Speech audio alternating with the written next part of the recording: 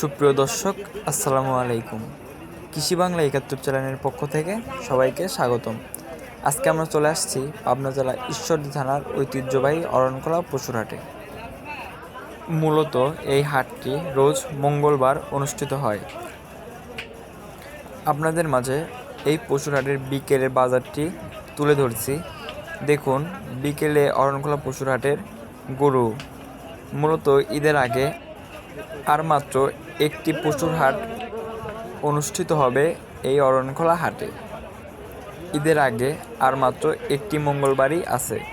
যারা কোরবানি দেওয়ার জন্য গরু ক্রয় অথবা বিক্রয় করতে চান, অরণখোলা পশুর হাটে চলে আসুন। আজকের এই অরণখোলা পশুর হাটে প্রচুর পরিমাণে গরুর কালেকশন আপনারা দেখতে পাচ্ছেন। বিকেলের বাজারটি আপনাদের মাঝে তুলে ধরেছি। আরও অনেক প্রচুর পরিমাণ কোরবানির উপযোগী ষাঁড় গরু এই হাটে আমদানি হয়েছিল। যে সকল দর্শক ভাইরা কোরবানি দেওয়ার জন্য গরু ক্রয় করতে চাচ্ছেন, অবশ্যই অরণখোলা পশুর হাটে চলে আসুন। আর মাত্র একটি হাট বসবে কোরবানির ঈদের আগে এই অরণখোলা পশুর হাটে।